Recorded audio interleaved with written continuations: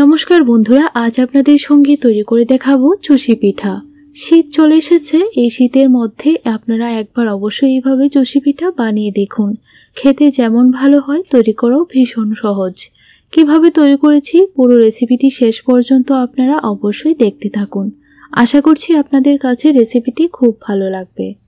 তো চুষি পিঠা তৈরি করার জন্য প্রথমে চুলার উপর একটা কড়াই বসিয়ে 3 কাপ জল দিয়ে দিলাম, স্বাদ অনুযায়ী নুন দিয়ে দিলাম। যখন জলটা একটু গরম হয়ে যাবে তখনই আমি 3 কাপ দিয়ে দিলাম চালের গুঁড়ো। আমি এখানে যতটুকু জল দিয়েছি সেম পরিমাণ চালের গুঁড়ো দিয়ে দিলাম। এখন ভালো করে চালের গুঁড়োটা জলের সঙ্গে মিশিয়ে নিয়েছি আর 2 মিনিটের মতো রান্না করে নিয়েছি। এখন একটা বাটির মধ্যে নামিয়ে নিলাম। একটু ঠান্ডা হয়ে যাওয়ার পর ভালো করে হাত দিয়ে এইভাবে একটু সময় মেখে নিতে হবে। প্রায় 2 মিনিট ভালো করে মেখে নিয়েছি। এখন আমি এই চালের গুঁড়ো ডোটা থেকে অল্প অল্প ডো হাতের মধ্যে নিয়ে এইভাবে চুষি পিঠা বানিয়ে নিচ্ছি। দেখলেন তো বন্ধুরা, কত সহজে তৈরি করে নেওয়া যায়। আপনাদেরকে আরেকটা পদ্ধতি দেখিয়ে দিচ্ছি। আপনারা চাইলে একটা চপিং বোর্ডের ওপর এইভাবে অল্প অল্প নিয়েও হাত দিয়ে চুষি পিঠা বানিয়ে নিতে পারেন, তাহলেও কিন্তু খুব সহজে তৈরি হয়ে যাবে। দেখুন, আমি সবগুলো চুষি পিঠা একইভাবে কেটে নিয়েছি।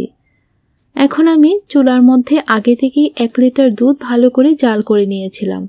দিয়ে দিলাম 2টো তেজপাতা, 3টে এলাচ।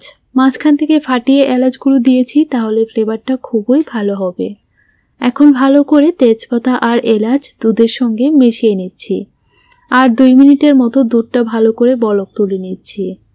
আবারও 2 মিনিট ভালো করে দুধটা জাল করে নিয়েছি। এখন আমি কেটে রাখা সবগুলো চুষি পিঠা দিয়ে দেব। আর দেখুন বন্ধুরা, এই চুষি পিঠাগুলো কত সুন্দর ঝরঝরে হয়েছে। আস্তে আস্তে আমি সবগুলো চুষি পিঠা দিয়ে দিলাম। এখন হালকাভাবে একটু নাড়াচাড়া করে দেব। তারপর এইভাবে আমি 5 থেকে 7 মিনিটের জন্য দুধটা ভালো করে ফুটিয়ে নেব। দিয়ে দিচ্ছি স্বাদ অনুযায়ী মিষ্টি। আপনারা চাইলে কিন্তু এখানে চিনির পরিবর্তে গুঁড়ো ব্যবহার করতে পারেন। আমি এখানে চায়ের কাপ মেপে 2 কাপ চিনি দিয়ে দিলাম। চিনিটা দিয়ে আবারও ভালো করে মিশিয়ে নিচ্ছি। আরও 3 থেকে 4 মিনিট রান্না করে নেব, তারপর নামিয়ে নেব। আপনারা চাইলে এখানে অল্প কিছু ড্রাই ফ্রুটও ব্যবহার করতে পারেন, যেমন কিশমিশ, কাজু বাদাম। এই ড্রাই ফ্রুটগুলো দিলেও কিন্তু খেতে বেশ ভালো লাগবে। আর দেখুন বন্ধুরা, দুধটা কিন্তু অনেকটাই ঘন হয়ে গিয়েছে। ঠান্ডা হয়ে যাওয়ার পর কিন্তু আরও একটু ঘন হয়ে যাবে, তাই আমি এই পর্যায়েই নামিয়ে নেব। আপনাদের কাছে চুষি পিঠার রেসিপিটি কেমন লাগলো অবশ্যই আমাকে কমেন্ট করে জানাবেন।